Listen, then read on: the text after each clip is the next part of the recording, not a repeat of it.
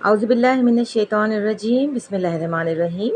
السلام علیکم to my all viewers, امید کرتی ہوں آپ سب خیریت سے ہوں گے اور اللہ پاک آپ لوگوں کو جہاں کہیں بھی رکھے اپنے امان میں رکھے، اپنی سلامتی میں رکھے اور اس دنیا میں اپنے سوا کسی کا محتاج نہ کرے، آمین ثم آمین۔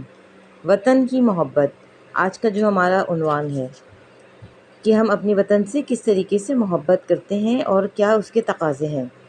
حدیث پاک صلی اللہ علیہ وآلہ وسلم میں ہے کہ حب الوطن من الایمان، یعنی وطن کی محبت بھی ایمان کا حصہ ہے۔ انسان کے قدم جس جگہ پر رہتے ہوں، کسی جغرافیائی سرحد سے اس کا تعلق ہو، کسی خطۂ ارض کو اپنا کہے، وہی اس کا وطن ہوتا ہے۔ اپنی سرزمین سے ہر انسان کو دلی محبت ہوتی ہے۔ یہ دلی محبت ریاکاری یا دکھاوے پر مبنی نہیں ہوتی، بلکہ اس کے پیچھے صداقت اور خلوص ہوتا ہے۔ یہ ایک ایسا جذبہ ہے جو اس کے ہر قطرہ خون کی زبان سے ظاہر ہوتا ہے۔ اس جذبے کو کوئی دبا نہیں سکتا اور کوئی شکست سے دوچار نہیں کر سکتا۔ اگر ایسا نہ ہوتا تو پوری دنیا میں مادر وطن، مدر لینڈ، جنم بھومی اور دھرتی ماتا کا تصور کیوں کر موجود ہوتا۔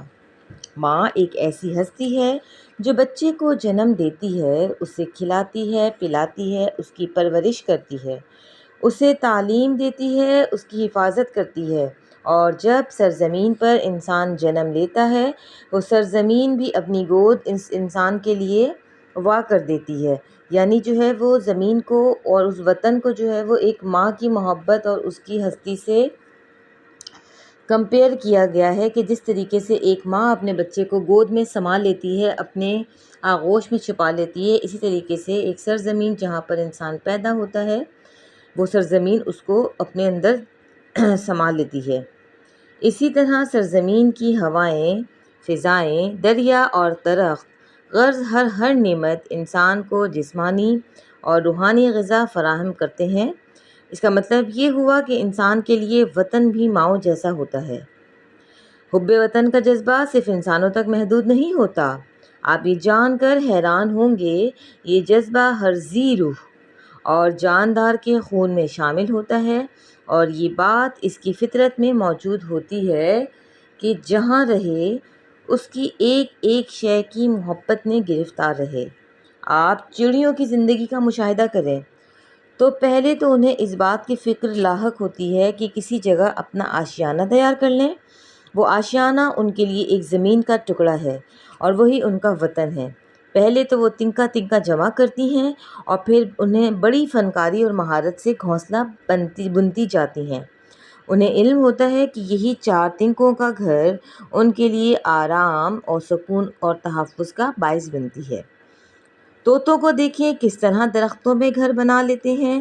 جس درخت میں ان کا گھر ہوتا ہے اس درخت کی شاخوں، اس درخت کے قریب بجوار، اس درخت کے پھلوں، پھولوں اور پتوں سے انہیں محبت ہو جاتی ہے۔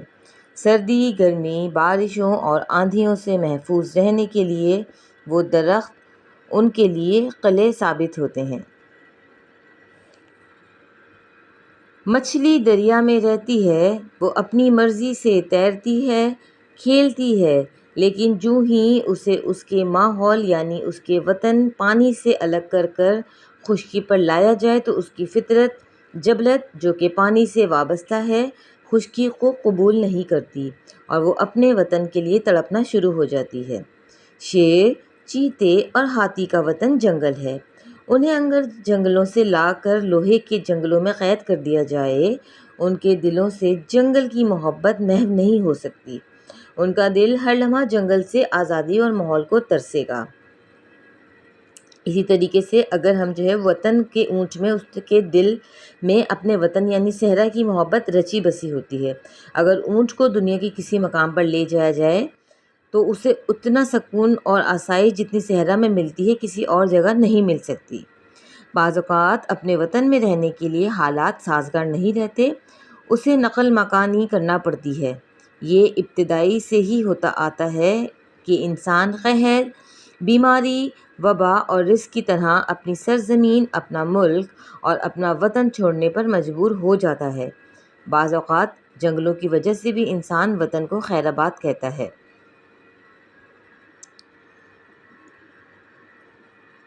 بعض لوگوں کہ ہاں دوسرے ملکوں کی سیر و سیاحت کرنا، نوکری یا کاروبار کرنے کا شوق بھی پایا جاتا ہے۔ وہ لوگ جو اپنے ملک اور وطن سے دور اپنی بستیاں بسا لیتے ہیں، ان کے دلوں کی کیفیت کا عالم یہ ہوتا ہے کہ ان میں اپنے وطن اور ملک کی محبت اور کشش بے پناہ ہوتی ہے۔ وہ روپے پیسے کی فراوانی کی وجہ سے خوشحالی کی زندگی گزار رہے ہوں گے، لیکن جس طرح وہ اجنبی لوگوں، اجنبی در و دیواروں میں زندگی کے شب و روز اور ماہ و سال گزارتے ہیں، اس کے بارے میں صرف خدا جانتا ہے یا وہ خود۔ لوگ پیرس کے بڑے بڑے عالیشان ہوٹلوں میں کھانا کھاتے ہوئے اپنے وطن عزیز کی تنور کی روٹیاں، خربوزوں کی اور لسی کو یاد کرتے ہیں۔ وہ بڑے ملکوں کی جھیلوں، آبشاروں، دریاؤں اور سمندروں کی نظارہ کرتے ہوئے اپنے وطن کی نہروں کی روانی، باغوں کی خوبصورتی، ہری بھری فصلوں، اپنے گھروں اور دوست احباب کی محفلوں کو یاد کر کے آنسو بہاتے ہیں۔ وطن کی ہوائیں جب انسان کے بدن کو چھوتی ہیں تو اس کے جسم کو تر و تازگی بخشتی ہیں، اور اگر انسان ہواؤں کی سرسراہٹ کا مفہوم کو سمجھنے کی کوشش کرے تو اسے علم ہو جائے گا کہ ہوائیں وطن کی محبت اور اس کے پیار میں ڈوب کر نغمے گا رہی ہیں۔ میرا انیس نے خوبصورت انداز میں وطن سے دوری کا احساس دلایا ہے۔ یعنی یہ جو کوٹ ہے یہ کس کی ہے؟ یہ میرا انیس کی ہے۔ تو امید کرتی ہوں یہ ویڈیو بھی آپ لوگوں کے لیے فائدہ مند ثابت رہی ہوگی۔ اس ویڈیو میں ہم نے وطن کی محبت کو اچھے سے اور ڈیٹیلنگ وے میں اس کو اسٹڈی کیا ہے کہ صرف وطن کی محبت صرف انسانوں کے لیے نہیں بلکہ جانوروں اور پرندوں اور آب حیات کے لیے بھی اتنی ہی معنی رکھتی ہے۔ انشاءاللہ تعالیٰ نیکسٹ ویڈیو میں ایک اور نئے ٹاپک کے ساتھ حاضر ہوں گے۔ تب تک کے لیے اپنا خیال رکھیے گا۔ اللہ حافظ۔